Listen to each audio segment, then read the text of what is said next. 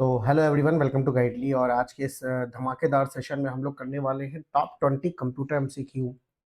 चाहूँ तो ये मैं 15 मिनट के अंदर अंदर निपटा दूँ। सही आंसर ये रहा, ये करके ऐसे नहीं करना है हमें। ऑप्शंस को समझना है, हमको डीप में जाके समझना है, क्योंकि यही एक माध्यम है, यही एक तरीका जिसके थ्रू आप बेसिक कॉन्सेप्ट को भी सीख लें। एमसीक्यू के थ्रू हम लोग बेसिक कॉन्सेप्ट को सीखने के प्रयास करते हैं। इसी के साथ-साथ आपको आगे बढ़ने से पहले बता दें, अगर आप गाइडली से कंप्यूटर अवेयरनेस का पीडीएफ बंडल परचेज़ करते हैं, तो आपको ये सारी चीज़ें मेरे द्वारा पढ़ाई जाएँगी। ऐसे ही एमसीक्यूज़ आपको मिलेंगे, एकदम एग्ज़ाम ओरिएंटेड मिलेंगे, ठीक है ना? आप कोड यूज़ कर लीजिएगा इसमें B12 कूपन कोड, तो आपको डिस्काउंट मिल जाएगा। साथ ही साथ आप यहाँ पे भी कूपन कोड यूज़ कर सकते हैं, B12 अपना कूपन कोड, ताकि आपको डिस्काउंट मिल जाए, ठीक है? बाकी आप रीज़निंग का महापैक भी परचेज़ कर सकते हैं, मेंस के लिए, प्री के लिए, everything is for you guys at the cost of only ₹150 all 6 batches. Code है आपका रोहित सर, ये आप यूज़ करेंगे। तो very first question on your board. तो पहला क्वेश्चन आपके स्क्रीन पे ये रहा। कहता क्या है? विच of the following is not antivirus software. सबसे पहले तो आपको ये समझने वाला होगा कि यहाँ पे एंटीवायरस सॉफ्टवेयर होता क्या है। जैसे कि एक अभी कोविड में कोविड वायरस आया था, तो आप लोग उसकी क्या करते थे बचने के लिए? मास्क पहनते थे। तो वही एक काम है एंटीवायरस का। ये एंटीवायरस सॉफ्टवेयर क्या है? कंप्यूटर के वायरस, ये भी एक तरीके के सॉफ्टवेयर ही होते हैं, प्रोग्राम्ड होते हैं, ये प्रोग्राम्ड होते हैं। वायरस एक तरीके का क्या है? कोई कीड़ा नहीं है, प्रोग्रामर है, वो प्रोग्रामिंग है, कोई तरीके का सॉफ्टवेयर है। वायरस हुआ, मेलवेयर, स्पाईवेयर, रैनसमवेयर जैसे जितने भी हार्मफुल वाले सॉफ्टवेयर होते हैं, इनसे हमें बचाता है। ठीक है? तो ये है एंटीवायरस का काम। चलिए आगे अब ऑप्शंस में हम बढ़ते हैं कि क्या है ये एंटीवायरस। आपको बता दिया नॉर्टन, नॉर्टन, मैकाफी। मैकाफी एक क्या है? एक ये पॉपुलर एंटीवायरस सॉफ्टवेयर है। कहाँ से है ये? यूएसए, कैलिफोर्निया, सेंट जोस इनके ओन मतलब कि वो है डेवलपर है। काम क्या करता है ये? कंप्यूटर को वायरस और हैकर से बचाता है। नॉर्टन एंटीवायरस ये भी एक ट्रस्टेड सॉफ्टवेयर है, लेकिन लोगों के आपने देखा होगा मैकअफी ज्यादा यूज करते होंगे। किसने बनाया है इसको? नॉर्टन लाइफ लॉक कंपनी ने बनाया है। ठीक है, ये भी एक सॉफ्टवेयर है जो कि एंटीवायरस सॉफ्टवेयर है, वायरस मालवेयर से बचाता है। तो इसने पूछा नॉट एंटीवायरस। कैस्पर स्काई, ये भी क्या है? रशिया से एक बड़ी साइबर सिक्योरिटी कंपनी ने, Russia based cyber security company ने डेवलप किया है इसको। ये कैस्पर स्काई आपकी ये भी एक तरीके का एंटीवायरस सॉफ्टवेयर है।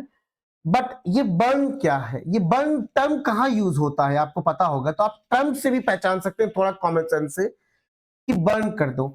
एक आप लोग ने सुना होगा, एक खाली सीडी या डीवीडी लेके जाते थे आप किसी दुकानदार का, कहते थे भाई इसमें मेरा कंटेंट डालना है। ऐसे नहीं कहते भाई इसको बर्न कर दो, तो वो जलाता नहीं था। बर्न का मतलब होता है सीडी या डीवीडी बनाने का प्रोसेस जो होता है। कोई भी सीडी डीवीडी, कोई भी डेटा हम अपने सीडी या डीवीडी में प्लेस करेंगे, तो उस प्रोसेस को कहते हैं बर्न। ठीक है ना? समझ में आ गया है? ठीक है। तो ये काम करता था जो एक एक बहुत बेहतरीन सॉफ्टवेयर आता था। आप कभी ऐसा देख सकते हैं, कहीं एक ऐसा क्वेश्चन आ सकता है कि ऐसा कौन-सा सॉफ्टवेयर है जो कि आप बर्न सीडी बर्न करने के काम आता है, क्वेश्चन बन सकता है। तो एक सॉफ्टवेयर है पावर आईएसओ, पावर आईएसओ और नीरो। ये बहुत फेमस सॉफ्टवेयर है जो बर्निंग के लिए काम आते हैं।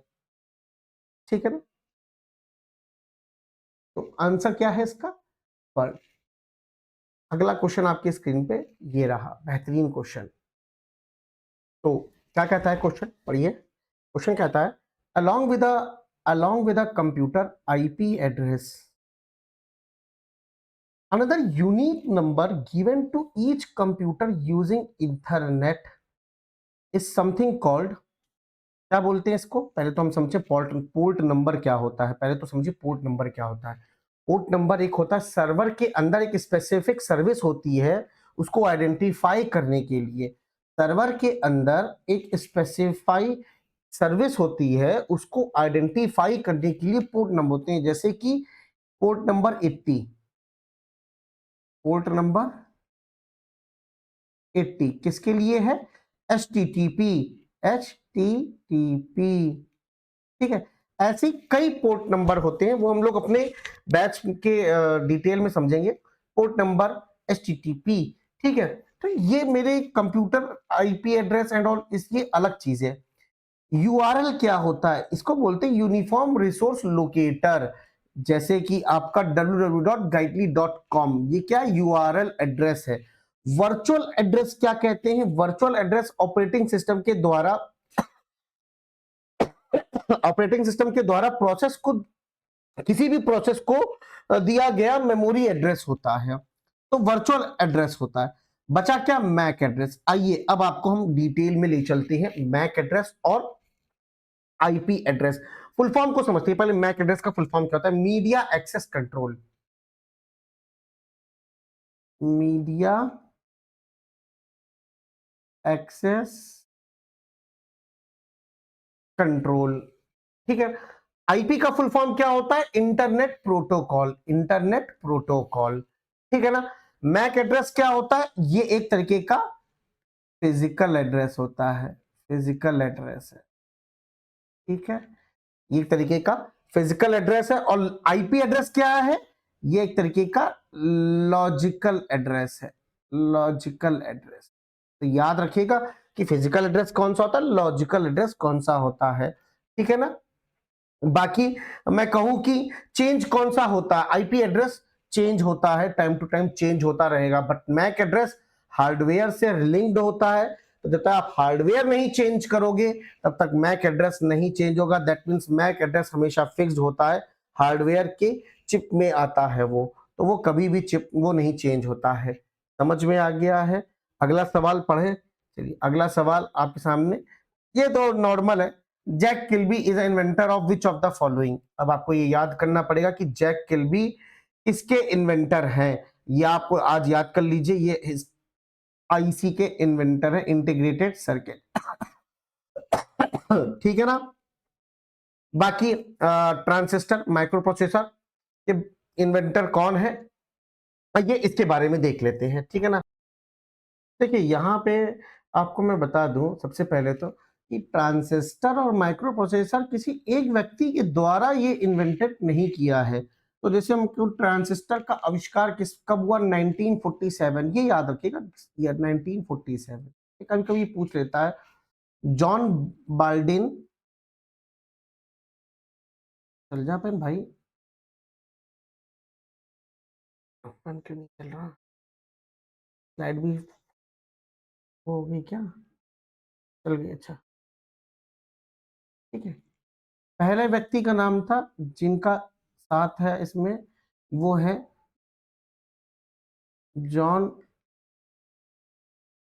बार्डेन, John Bardeen, William Shockley, William Shockley और वॉल्टर ब्रैटिन, वॉल्टर ब्रैटिन। ये तीन व्यक्ति का हाथ था ट्रांजिस्टर में। कहां पे हुआ था? बेल लेबोरेटरी में हुआ था, ठीक है ना। ट्रांजिस्टर, ठीक है। और माइक्रो प्रोसेसर का इन्वेंशन कब हुआ? 1971 में, 1971 में हुआ, ठीक है। 1971 में हुआ। और 1958 के अंदर आईसी हुई, 1958 के अंदर। तो अब देखिए सबसे पहले क्या आया? ट्रांजिस्टर आया, फिर आईसी आई, फिर माइक्रो प्रोसेसर। जब हम जनरेशन ऑफ कंप्यूटर पढ़ेंगे तब उसके अंदर ये सारी चीजें हम लोग देखेंगे। तो इसमें भी तीन लोगों का हाथ था। जो चीफ डिजाइनर थे वो थे Federico Faggin, Federico Federico Faggin. Marcian थे, मैर्कियन। और स्टैनली मेजर,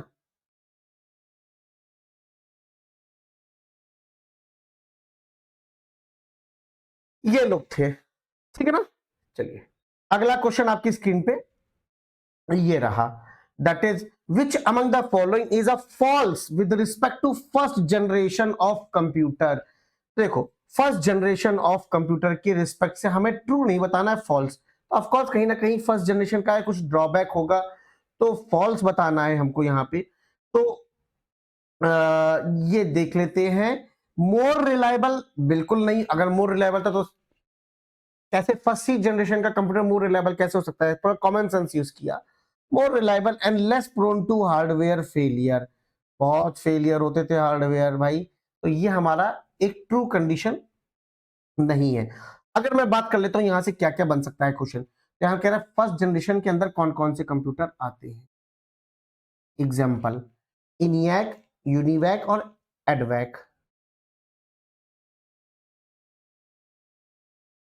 इनियक, यूनिवैक,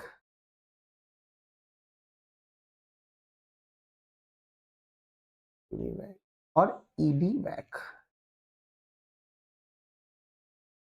वैक। ठीक है, ठीक है। ये हमारे फर्स्ट जनरेशन के कंप्यूटर हैं। फर्स्ट जनरेशन के कंप्यूटर बहुत हीट प्रोड्यूस करते थे, ये large amount of heat produce करते थे कि हार्डवेयर फेलियर हो जाए थे, तो लेस प्रोन कैसे हो सकते हैं, है ना, क्योंकि बहुत ज्यादा हीट ये प्रोड्यूस करते थे।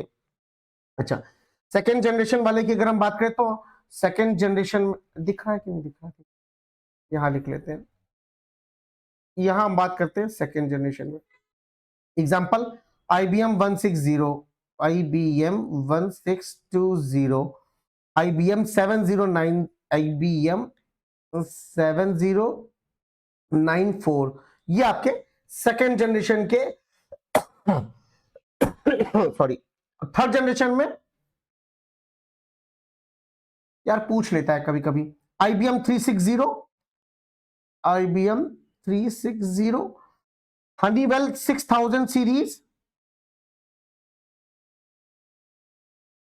हनीवेल 6000 सीरीज, और PDP, पर्सनल डेटा, PDP, ये आपके थर्ड जनरेशन के कंप्यूटर थे। और प्रोसेसर, PDP का मतलब यही होता है, आपको पता नहीं होगा, पर्सनल डेटा प्रोसेसर, लिख देता हूं, पूछ लेता है, पर्सनल डेटा प्रोसेसर। ठीक है ना, ओके। चलिए, और मैं बात करूं फोर्थ जनरेशन में, तो क्रे एक्स नाम का एक सुपर कंप्यूटर था, CRAY, क्रे एक्स MP। ये क्या है? एक सुपर कंप्यूटर है। और क्रे वन भी एक सुपर कंप्यूटर था, क्रे वन भी सुपर कंप्यूटर था। और आपका स्टार 1000, ये भी एक सुपर, STAR, स्टार 1000, आपकी फोर्थ जनरेशन का कंप्यूटर है, ये सारे आपके बताए हुए। फिफ्थ जनरेशन में डेस्कटॉप, लैपटॉप आते हैं आपके, तो ये आप जो यूज कर रहे हैं ये आपकी फिफ्थ जनरेशन से शुरू होते हैं। डेस्कटॉप हो गया, लैपटॉप हो गया, नोटबुक हो गई, नोटबुक आपका, और अल्ट्रा बुक हो गया, अल्ट्रा बुक हो गया, क्रोम बुक हो गया, ये सारे आपके फिफ्थ जनरेशन के अंदर आते हैं।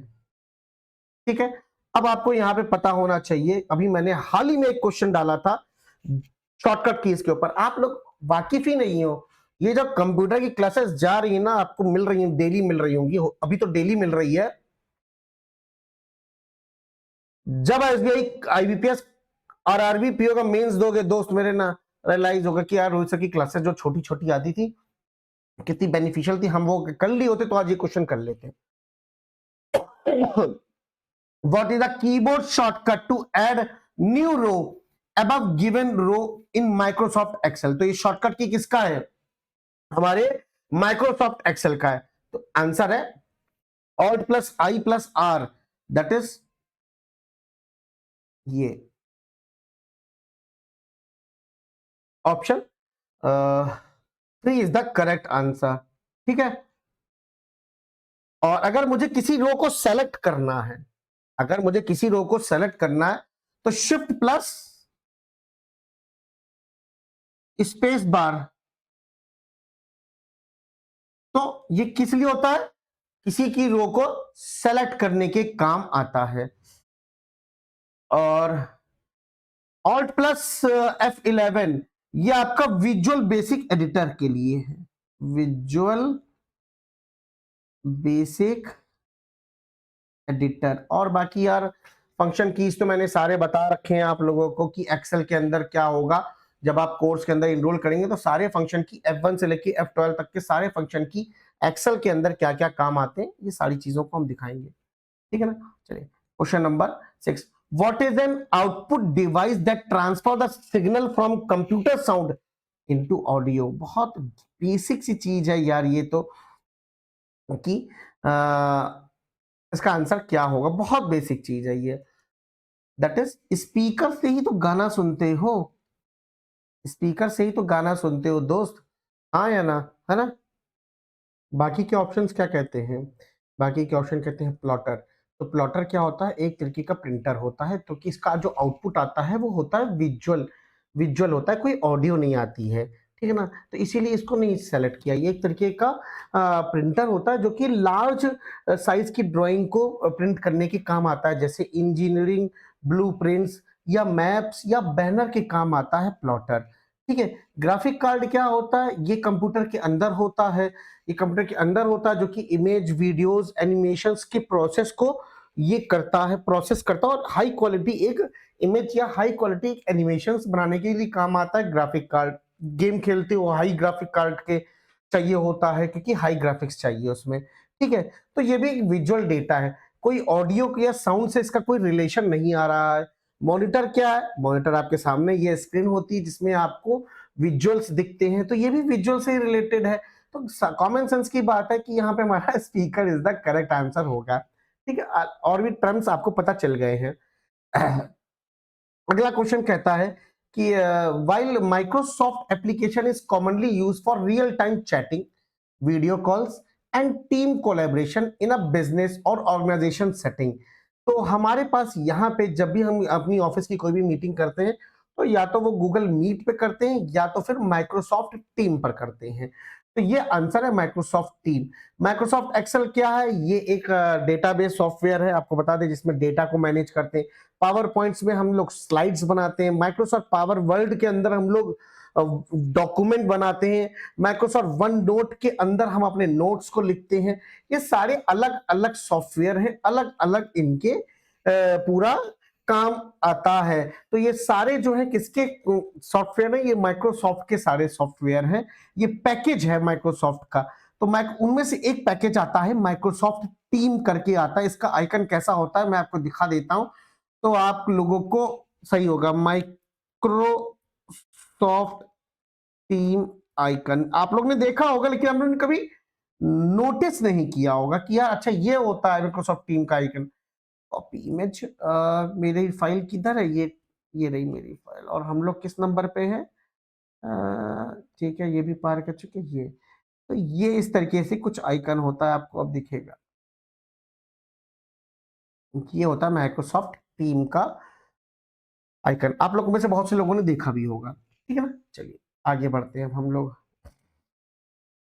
अगला क्वेश्चन क्या है, what does OCR stands for. ये तो भाई फुल फॉर्म है, तो ये तो आपको पता होना चाहिए कि OCR stands for optical character character recognization, that is option number 1। इसमें कुछ समझाने वाला नहीं है। आगे बढ़ते हैं। ट्रोजन हॉर्सेस क्या है, अब आपको पता होना चाहिए ट्रोजन हॉर्सेस क्या है। ये क्या है, एक तरीके का हमारे पास वायरस अटैक है, सर्विस अटैक है, कि स्लैमर वॉर्म है। देखिए ट्रोजन हॉर्सेस कभी सेल्फ रेप्लिकेट नहीं होता है, कॉमन सेंस से देखो हम कैसे पहचानेंगे। तो जिसके आग पीछे वॉर्म लगा हुआ है तो इसका मतलब ये सेल्फ रेप्लिकेटिंग को डिनोट करता है, self replicating. But Trojan horses तो सेल्फ रेप्लिकेट नहीं करता है, तो ये किसी का फॉर्म नहीं हो सकता, ये हटा दो। सर्विस अटैक ये सर्वर पर होता है, ये अटैक तो सर्वर पर होता है, सर्वर पर होता है। तो आंसर क्या है, Trojan horses is a kind of virus attack, एक तरीके का मालवेयर है जो कि आपके कंप्यूटर में घुस जाता है और सारे प्रोग्राम्स को धीरे धीरे धीरे धीरे जितने भी आपके सॉफ्टवेयर हैं उनको ये बर्बाद कर देता है, ट्रोजन हॉर्सेस, ठीक है ना। अब मैं बात करता हूं अदर ऑप्शंस की कि यहाँ पे अदर ऑप्शंस क्या क्या हैं। जैसे वॉर्म की बात करनी मैंने ना, ठीक है ना। तो सबसे पहले हमारे पास है कौन सा है, एक ये slammer, slammer worm. Slammer worm क्या करता है, ये 2003 में माइक्रोसॉफ्ट एसक्यूएल सर्वर को टारगेट किया था। स्लैमर वॉर्म ये क्या किया था 2003 में, Microsoft Microsoft Microsoft SQL server को टारगेट किया था। क्या किया था कि ये नेटवर्क में खुद को रेप्लिकेट कर रहा था, तो इस तरीके से अटैक किया था। मैंने जैसा वर्ड बताया कि रेप्लिकेट, ट्रोजन हॉर्सेस रेप्लिकेट नहीं करता है, इसलिए स्लैमर वॉर्म करेक्ट आंसर नहीं है। और अगर स्लैमर वॉर्म के बारे में देखोगे तो बस वही एसक्यूएल सर्वर पे ही ये अटैक किया था स्लैमर वॉर्म। मेलिसा वॉर्म ये क्या करता है, माइक्रोसॉफ्ट आउटलुक ईमेल सिस्टम को अटैक करता है और उसको टारगेट करता है। किसको, Microsoft outlook email system, Microsoft outlook email system को टारगेट करता है ये, और उसी पे ही अपना कमांड करता है, मतलब उसी को ही बर्बादी करता है, ठीक है, हाईजैक कर लेता है और कुछ भी उल्टा सीधा फिर एड्रेस को, किसी भी 50-60 एड्रेस को उल्टा सीधा मैसेज चाहता है। तो मेलिसा वर्म ये काम करता था। सर्वर अटैक, इसका फुल फॉर्म है डेनियल ऑफ सर्वर, मतलब Daniel of service, Daniel of service, D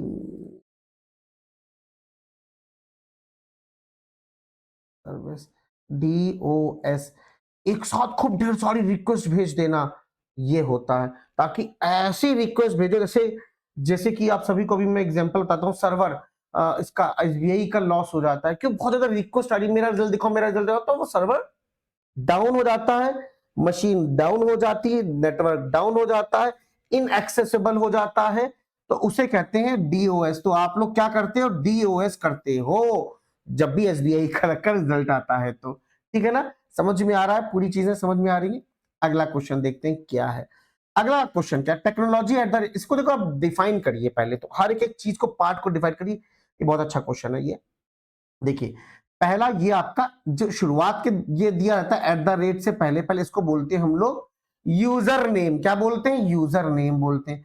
ये तो एट द रेट है। और डोमेन कौन सा होता है, mail.com डोमेन। यहीं से पूछा डोमेन नेम कौन सा है, तो mail.com। Option number 1 is the correct answer, that is, ये आपको डोमेन बताता है। क्लियर कर बातें, ठीक है ना। अब देखिए, which of the following is not option to deal with the spam in Gmail। Block कर दोगे तो स्पैम नहीं आएगा। अब उससे कोई स्पैम, मतलब कि उस पर्टिकुलर मेल आईडी से आपको कभी मेल नहीं है, क्योंकि आपने उसको ब्लॉक कर दिया है। रिपोर्ट स्पैम कर दोगे तो उस पर्टिकुलर आईडी से कुछ भी मेल आएगा वो एज अ स्पैम चला जाएगा, स्पैम वाले बॉक्स के अंदर जाएगा। रिपोर्ट फिशिंग, अगर आपने कर दी कोई रिपोर्ट तो उसको वो चेक करेंगे और तब तक आपको वो भेजेंगे नहीं, देखेंगे कि पहले ये जो मेल आ रहा है आपके पास वो फिशिंग अटैक तो नहीं है आपके पास, तो वो तब टेम्परेरी ब्लॉक कर देगा। तो आप इन सब से क्या कर रहे हो, डील कर ले रहे हो, स्पैम से डील कर ले रहे हो, मतलब आप टैकल कर ले रहे हो स्पैम से। बस ने पूछा कौन सा ऐसा ऑप्शन जिसको आप डील ना कर पाओ, तो मार्क एज अनरीड, इससे कोई असर नहीं होगा। एक मेल आया है, हमने देखा, उसको मार्क एज अनरीड कर दिया, तो वो एज इट इज मेल पड़ा रहेगा, बट वो हाईलाइटेड रहेगा, बोल्ड में लिखा रहेगा कि अभी तक आपने इसको रीड नहीं किया ओपन करके। तो ये जो तरीका है आपका करेक्ट आंसर हो जाएगा। बहुत अच्छा क्वेश्चन बनाया जिसने बनाया ये। What is the main function of the task bar in window. क्या करता है, टास्क बार नीचे दिया होता है, तो नीचे क्या होता है, जो जो एप्लीकेशन आप ओपन किए होते हैं वो नीचे आती ना, कि अच्छा विंडो भी खुली है, वीएलसी भी खुला है, ओबीएस भी खुला हुआ है। तो launching application and managing open window, जितनी भी विंडोज ओपन है उनको मैनेज करता है, कि पता चलता है कि कौन सा बंद करना है, कौन सा हमको ओपन कर, और कौन सा ओपन विंडो है हमारे पास, ठीक है। कोई दिक्कत की बात नहीं। एक बहुत बढ़िया सवाल आ रहा है आपके सामने, formula for addition to cell A1 से लेके cell A10 in MS Excel, ये मोस्ट इंपॉर्टेंट है। आपको इसमें फॉर्मूला याद करना पड़ेगा, that is sum A1 colon A10 is the formula for this to give the addition, और इसके बाद आप एंटर मार देंगे, ठीक है। अगला देखते हैं, which one of the following is not a open source operating system? मैकिन ऑपरेटिंग सिस्टम यार, मैकबुक का ऑपरेटिंग सिस्टम आपका ओपन सोर्स सॉफ्टवेयर नहीं है जो कि आपको आसानी से मिल जाए। जैसे उबुंटू है, उबुंटू को आप फ्री में डाउनलोड करिए, उनकी वेबसाइट पर जाइए, उनको फ्री में डाउनलोड करिए, उनको खुद से अप्लाई करिए अपने सिस्टम पे, डाउनलोड करके आप वो इंस्टॉल करिए। लेकिन it's not easy task to tackle Ubuntu, ठीक है। Linux operating system is also the open source operating system. अब आपको पता चलेगा कि ओपन सोर्स ऑपरेटिंग सिस्टम क्या होता है, इसके बारे में ही अगर आपको नहीं मालूम तो आप क्या ही करें। तो open source software refers to the software जिसका सोर्स कोड, जो जिसने बनाया उसका जो सोर्स कोड है वो फ्रीली अवेलेबल है, ताकि आप उसको देख सके, उसमें मॉडिफिकेशन करना आप मॉडिफाई कर सके और डिस्ट्रीब्यूट कर सके। तो ओपन सोर्स की डेफिनेशन क्या है? Open source is a refers to the software whose source code is freely available, allowing user to view, modify and distribute the code. That's it. ठीक है। अगर आप कहेंगे कि माइक्रोसॉफ्ट विंडोज, जो विंडोज 10 चल रहा है, 11 चल रहा है, क्या ये ओपन सोर्स सॉफ्टवेयर है? नहीं, इसको खरीदना पड़ता है, इसको खरीदना पड़ता है। खरीद के आप इंस्टॉल करेंगे, इसके सोर्स कोड अवेलेबल नहीं है पूरे ऑल ओवर इंटरनेट, ठीक है ना। चलिए, in context of E banking, E banking OTP stand for one time password. यार ये कौन पूछता है, लेकिन फिर भी लोग नहीं बता पाते हैं। बहुत सी बेसिक चीज है लेकिन फिर भी नहीं बता पाते हैं। जैसे केवाईसी का फुल फॉर्म किसी से पूछ लो तो बहुत से कम बच्चे बता पाएंगे, और आप बैंकिंग की तैयारी है, इन सब के फुल फॉर्म अगर आप नहीं पता होगा तो शेम ऑन यू गाइस, है ना। तो केवाईसी का होता है नो योर कस्टमर, ओटीपी का होता है वन टाइम पासवर्ड, ठीक है ना। चलिए, Question number 16. Which of the following keyboard shortcut can be used for changing the case operation in Microsoft PowerPoint? Very important question. Excel से देखिए, एक एक्सेल से एक शॉर्टकट की पूछ ली, एक पावर पॉइंट से एक शॉर्टकट की पूछ ली। बैठे बैठे मैंने आपको दो शॉर्टकट कीज याद दिलवा दिया है, तो प्लीज ये चीज ध्यान रखिए। इसका आंसर क्या है? इसका आंसर आपको याद करना पड़ेगा, shift plus F3, shift plus F3। तो चेंज अपर केस, आप जाइए। अच्छा, आपको हम बता दें कि ये होता क्या है। तो जो पावर पॉइंट खुली हुई थी मेरे पास, हाँ, करके मुझे स्क्रीनशॉट है, अपर केस नहीं, ये नहीं, ये भी नहीं, कहाँ गया यार? तो फॉन्ट को ऊपर नीचे करता है, ये रहा, हाँ ये, मैं स्क्रीनशॉट।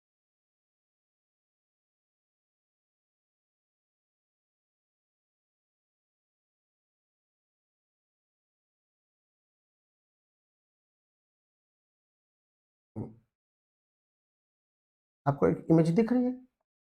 दिख रही है? ये है, इसको कह रहा है लोअर केस में करना, अपर केस में करना, कैपिटल ईच वन। तो अगर हमें चेंज केस करना है, जैसे मान लो ROHIT है, इसको मुझे कैपिटल लेटर में लिखना है, तो कौन सा शॉर्टकट की? वर्ड को सेलेक्ट करा, वर्ड को सेलेक्ट किया और शिफ्ट प्लस F3 दबाया, वर्ड को सेलेक्ट किया, एक शिफ्ट प्लस F3 दबाया, तो आपका अपर केस, बार बार शिफ्ट प्लस F3 दोबारा दबाओगे तो पूरा कैपिटल लेटर में हो जाएगा। बात को समझ, देखो जैसे अभी हो गया, देखो कीबोर्ड को, देखो तुम्हारे सामने किया है, शिफ्ट प्लस F3, देखो नॉर्मल आ गया, शिफ्ट प्लस F3 दबाया तो देखो पहला लेटर की वो हो गया, शिफ्ट प्लस F3 दबाया सारे लेटर हो गए। तो ये अपर केस आपके सामने, अब आपके सामने प्रैक्टिकल भी करके दिखा दिया है, तो याद कर लो भैया क्या होता है shift plus F3। Upper case से लोअर केस से shift plus alt plus D किस लिए होता है?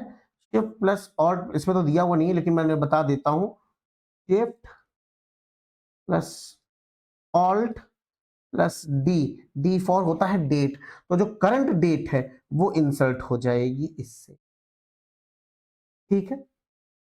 टाइम करना है तो shift plus alt plus T कर दोगे तो करंट टाइम जो आपका है वो हो जाएगा, ठीक है। और शिफ्ट प्लस F5 ये आपका शॉर्टकट की आपके वेब ब्राउजर के काम आता है, ठीक है। और चलिए बस, ठीक है। Shift plus alt plus T लिखा तो है, तो insert current time and all, ठीक। क्वेश्चन नंबर ANSI का फुल फॉर्म तो अमेरिकन स्टैंडर्ड करके है, American national standard institute, American national institute, बहुत इजी है, याद हो जाएगा, याद कर लेना। What is the primary role of firewall? Primary role क्या है फायरवॉल का? देखिए, मॉनिटरिंग करता है और कंट्रोल करता है नेटवर्क ट्रैफिक पे। तो फायरवॉल जो है ना नेटवर्क ट्रैफिक पे ही काम करता है, तो monitor and controlling the network traffic. Which printer is the most efficient for the office use? Office use के लिए सबसे मोस्ट एफिशिएंट जो है आपका लेजर प्रिंटर है। लेजर प्रिंटर, इसको याद कीजिए, लेजर प्रिंटर हाईली एफिशिएंट है ऑफिस यूज के लिए, क्योंकि इसकी स्पीड हाईली स्पीड होती है, कॉस्ट इफेक्टिव होता है और रिलायबिलिटी भी होती है, ठीक है। जब हम लोग प्रिंटर वाला चैप्टर पढ़ेंगे, हार्डवेयर टॉपिक पढ़ेंगे, तो उसके अंदर एक प्रिंटर होगा। तो प्रिंटर कितने टाइप के होते हैं, ड्रम वाला प्रिंटर, मतलब वो सारे टाइप के प्रिंटर्स को हम लोग यहाँ पे डिस्कस करने वाले हैं, ठीक है ना। Dot matrix printer, thermal printer, ये इंकजेट प्रिंटर, ये सारे प्रिंटर्स के हम लोग डिस्कशन करेंगे हम लोग, ठीक है ना। देखो, थ्री डायमेंशनल ऑब्जेक्ट को अगर क्रिएट करना है तो हम लोग 3D प्रिंटर यूज करते हैं। थर्मल प्रिंटर क्या होता है? लाइक थर्मल प्रिंटर किसके लिए काम आता है? आपने देखा होगा हर प्रोडक्ट के पीछे आपने बार कोड देखा, लंबी लंबी लाइंस खींची हैं, देखिए कि लंबी लंबी लाइन खींची होती है, तो उसको जो है हम लोग थर्मल प्रिंटर से ही प्रिंट करते हैं, ठीक है ना। ये ऑफिस पर्पस के लिए नहीं है, अगर मुझे कोई डॉक्यूमेंट प्रिंट करना है तो मैं वो तो काम थोड़ी ना करूंगा थर्मल प्रिंटर से, ठीक है ना। Last question, which of the following language does the computer understand? Computer हमेशा समझती है आपकी बाइनरी, दैट इज 0 और 1 की लैंग्वेज समझती है। कौन सी समझती है? 0 एंड 1 की लैंग्वेज कंप्यूटर हमारी समझती है। बेसिक का फुल फॉर्म पूछ लेता हूं, अगर आपसे अगर पता होगा तो बेसिक का फुल फॉर्म कभी कभी, beginner all purpose symbolic instruction code. लिख रहा हूं यहाँ पे, बिगनर